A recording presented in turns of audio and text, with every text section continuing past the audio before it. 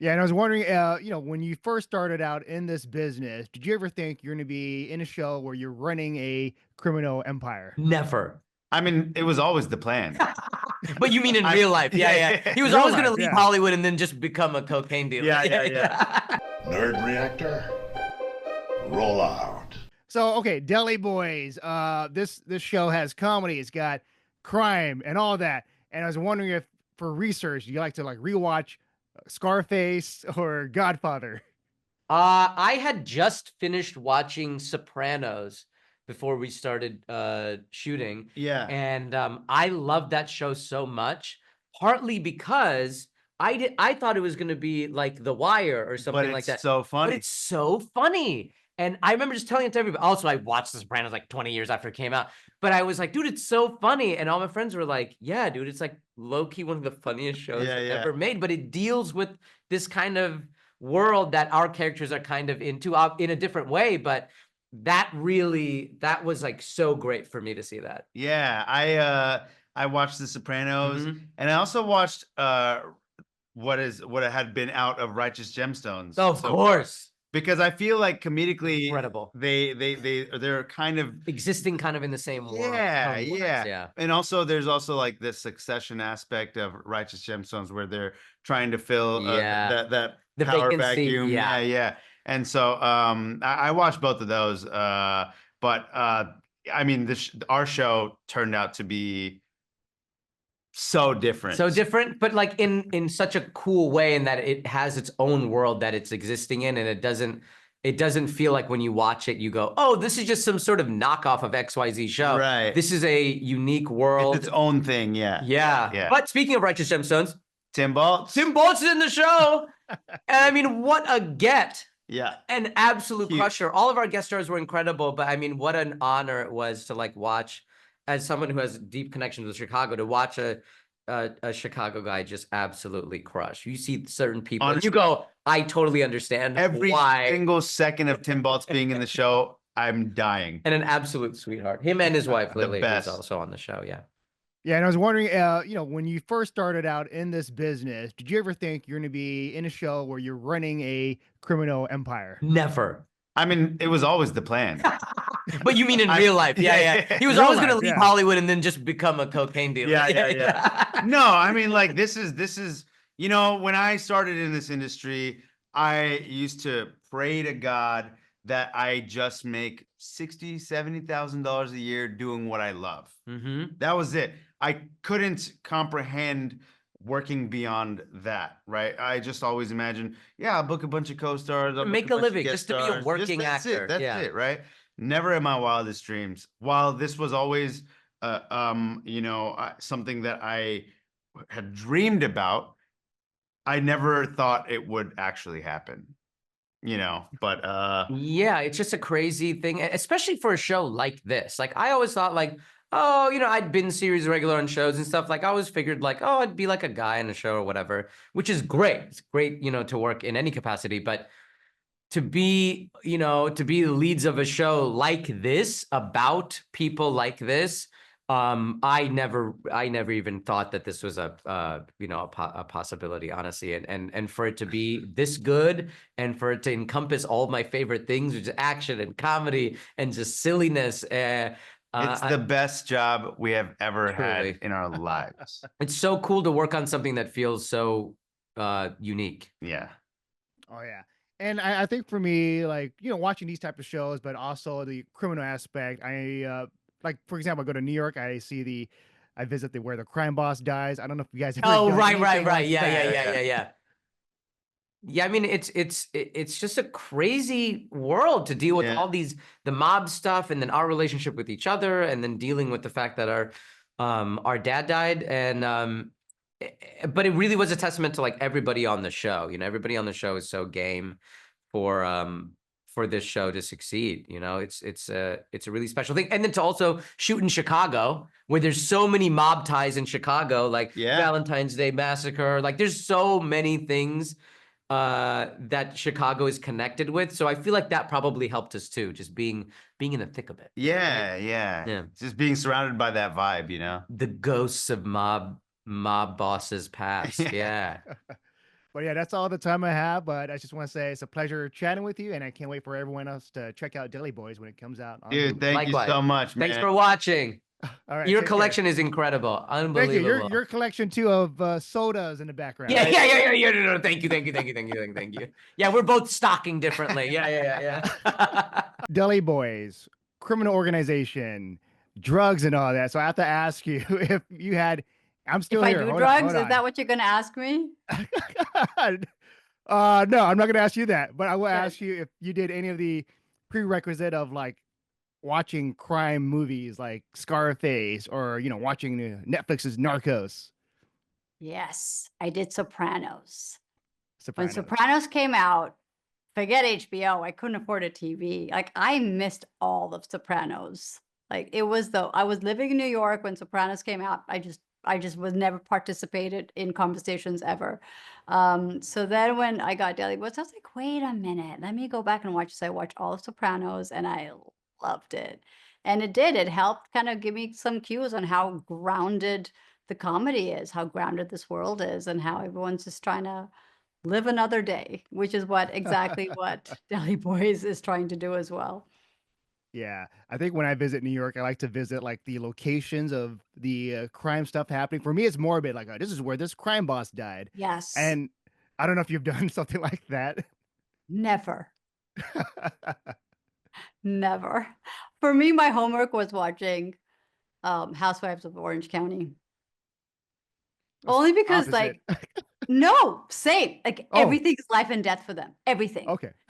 The hair color is wrong. She said this, she wore this, the hat, like everything is life and death. And so, Lucky has that same energy. Like everything is just life and death. So that was my inspiration to build the character of Lucky. Oh yeah. And I think with Lucky, she has that kind of like at the beginning, like, oh, she's just an ant that the guys adore. Totally. But then Totally. later on, it's, oh my God, she is a killer. Yeah. Stone-blooded killer. Yeah. So what was it like for you in, acting wise, like just switching the roles like back and forth? I mean, that's where the comedy is. It's the more nurturing I could make her, the more like feeding with the hands or the cleaning of the face and the loving and the sweet and the kisses, all that, the more the fact that she's killed 10 people and she hasn't had her morning coffee yet will stand out. You know what I mean? Like that, the juxtaposition of that is in the writing. And the more I could lean into one aspect would pop the next. And do you think the characters that you play, let's say for Lucky, just being intimidating, revealing her other side, does that help you in your just regular day life and like, I can turn this on? Absolutely. Absolutely. Yeah, absolutely. Like, not only that, I would say I found my own personal fashion through Lucky, finally. Like, Lucky is just all shoulders. She's just like any outfit is just like tons of shoulder pads. And, I like to think of it, or Kaylee Brenneman just likes to think of it, the costume designer, of like, Lucky is carrying the weight of the world on her shoulders, and therefore they have to be very, very padded. So I just found like so much inspiration in how Lucky dresses and like the fur. Like I never wore fur before Lucky, ever. Fake fur, but I never saw myself as being able to pull that off. So it's kind of like, the costume designer had these images of like 70s Bollywood heroines like Zeenat Aman and Praveen Bobby. She had 90s supermodels like Cindy Crawford and Linda Evangelista. Like that was her vision for who this woman was. And the more I lived in Lucky's clothes, the more they became my personal fashion. All right. So definitely found my fashion voice through Lucky. Brian, the legend. How's it going? Well, thank you. It's going well. Thank you for the whole legend thing and for the bowing. Thank you. Yes. Okay. Deli Boys, you're in this criminal organization. It's a comedy. I don't know if there's like a research thing that you do in terms of, I'm going to watch this classic comedy or I'm going to watch this classic crime story, for example, with Scarface. No, I'm not that kind. No. This is just, no, No, I did. I didn't watch Scarface. I shamelessly stole bits of comedy. No. um, um, no, it's just playing this guy, this very insecure, needy gangster, who doesn't feel he's respected. Just have to look to your inner child. Just draw on your own insecurities, because he's all about insecurity and giant longing to be the man. And I feel like this character is the complete opposite of you, right? Because you've played all sorts of characters that are very confident. Yeah, absolutely. The Asian dad is usually very confident. Yeah. So no, this guy is, he's a change. Yeah. And I think with us being Nerd Reactor, you've done a whole list of all types of characters, but I think your voice work is just it's amazing. For example, you were Hector Barbosa, Gorilla Grodd, Hugo Strange, Alfred, Penguin, etc. So I was wondering if you have a recollection of your very first voice acting role or gig. Oh, absolutely. This I remember going in for one of my early, it was a radio commercial. It wasn't for voice acting. It was for a radio commercial. It was a comedic spot. And there were like 30 scripts. And I was on one of the scripts. And at the bottom of each script, there was a voice that said, "At a store near you," on all 30. And I said, can I be that? Because then you get paid 30 for 30 spots as opposed to for one spot. And they said, no, you're not an announcer. You're a voice actor. That was my first memory of how unfair the business is, that I get to do the funny piece, but I get paid for one spot. And he gets to do absolutely the simplest thing in the world, available at a store near you, and he gets paid for 30 spots. And I went, that's not fair. It's not fair. The other thing, the other takeaway, I did Star Wars Clone Wars. I don't know if you know that, right? Yes. The CGI thing. And the guy running it was a sweetheart of a guy. And he was such a Star Wars nerd. And he'd say, and in the universe, this is the blah, blah, blah. This is where he stands in. And in episode 53, blah, blah, blah. And in the real Star Wars films, he would have been this character. And I'm going, is he a villain or is he a good guy? Okay, that's good. That's all I need to know. Just narrow it down. Just narrow it down. I just need to know, is he good or bad? And what was the direction that you were given for this one in terms of like whether he's good or bad in the Deli Boys? Oh, that's really up to me. That. I mean, he's obviously not a good guy. He's part of a crime syndicate. But how I played him, that was. This was whatever you. They gave me the freedom to just play him however I wanted, and so that's an absolute pleasure. Oh, and their trust in me, which is great. And I guess with this, like for me, like criminal stuff, I like to, let's say when I'm visiting New York City, I like to visit like certain areas where, this crime boss, kicked a bucket right here or something like that. I don't know if you ever done anything like that. Never. No, I mean, no, I can't say as I have. Yeah.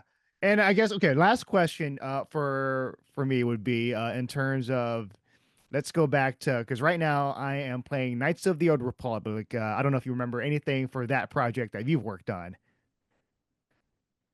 This is my nightmare of going to things like Comic-Con, that someone says, in Knights of the Republic, or when you did this, this, and this, I'm going, I don't know. I was just a voice.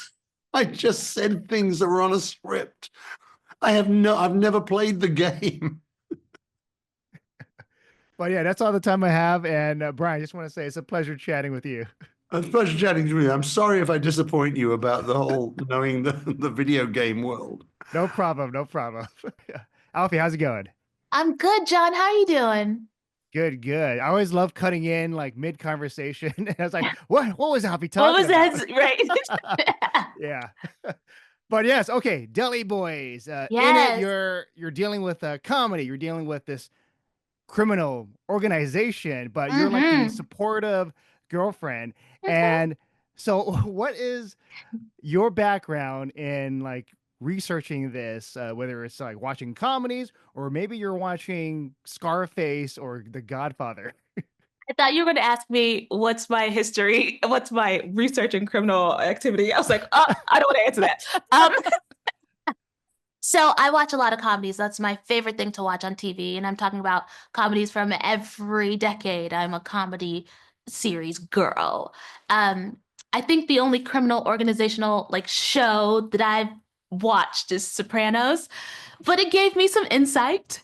Yeah, But yeah. that probably helped with Prairie because Prairie is pretty aloof about that whole world herself. So it all worked out. Oh yeah, yeah, for sure. Especially you don't need to be in that world because you're kind of outside looking in. Exactly. Oh yeah. And I guess with this show, for me at least, it just brings me back memories of me going to, let's say, New York and visiting like the different historical areas. Like, oh, this is where this one crime boss died. And I don't know if Right. you've ever done anything like that where like something you're so into and you would visit that place, like, oh, this is it. Oh, well, so I live in Manhattan, and ever so often you'll be in a building or a bar or restaurant, and the server or somebody will let you know that the place is haunted or, somebody did die here. So I do get a lot of that in New York. But that's pretty much the extent of it. Uh-huh. And for this show, it's dealing with just the deli boys, where they have like a dual life Hmm. of trying to make sure this empire is running, but also just trying to be like a good partner.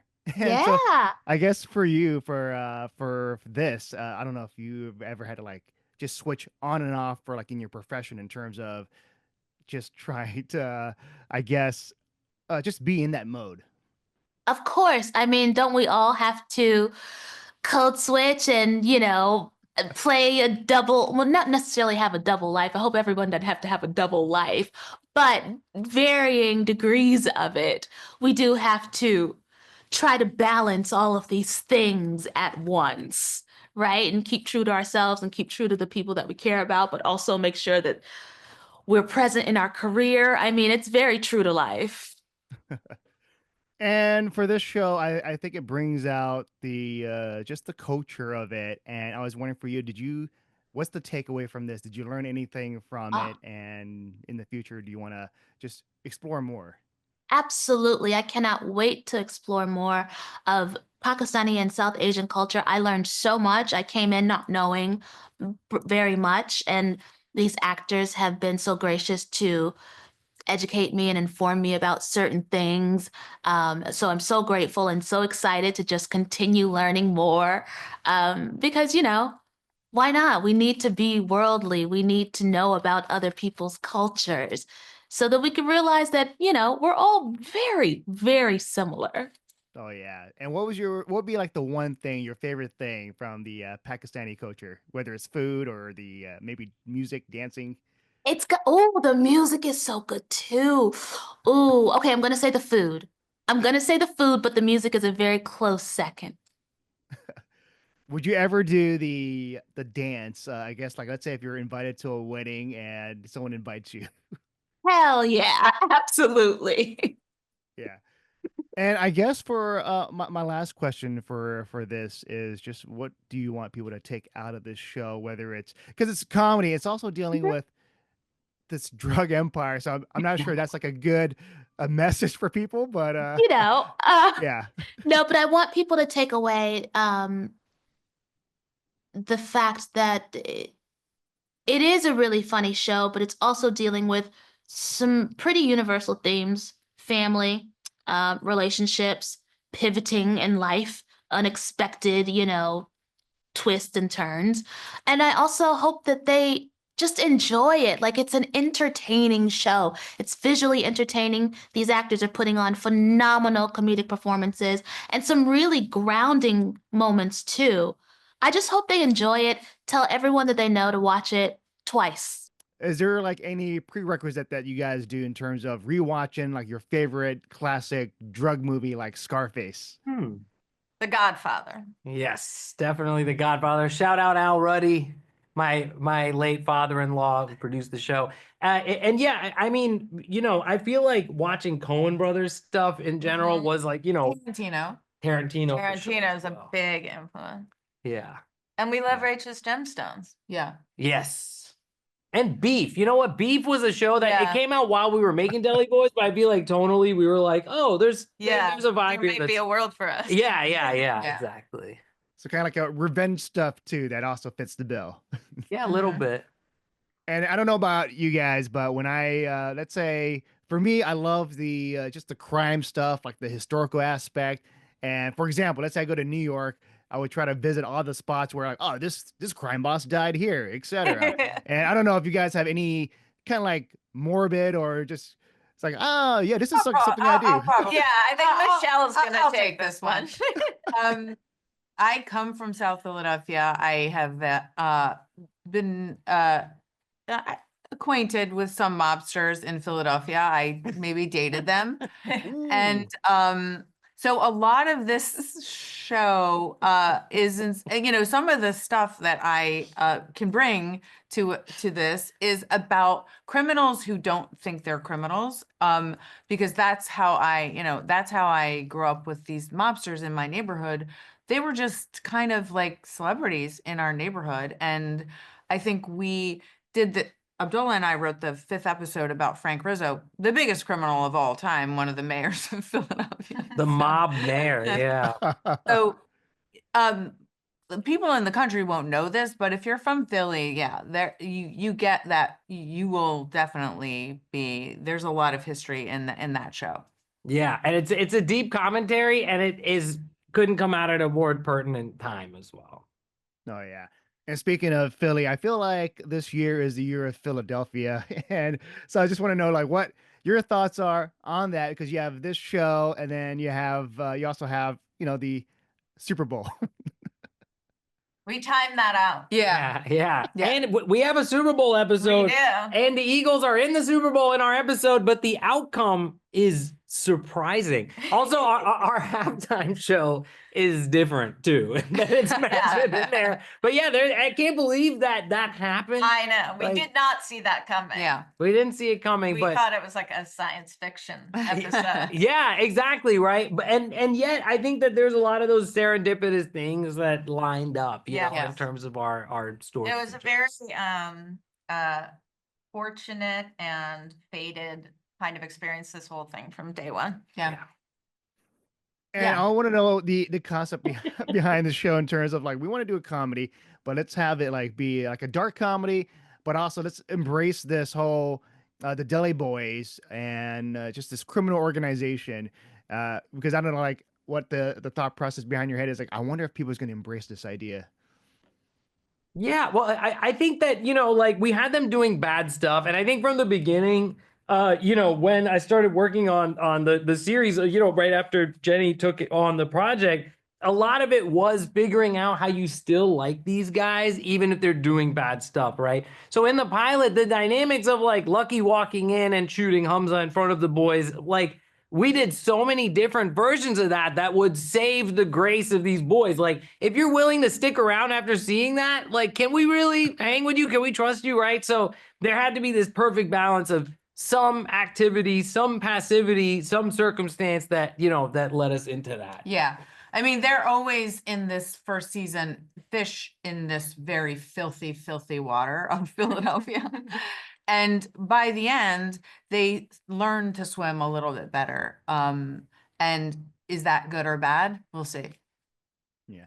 Well, that's all the time I have. I just want to say thank you, Abdullah, Michelle, you. Jenni. Thank you. And can't wait for everyone else to watch it when it hits Hulu. Same, can't brother. either, yeah. Same. Thank you. you.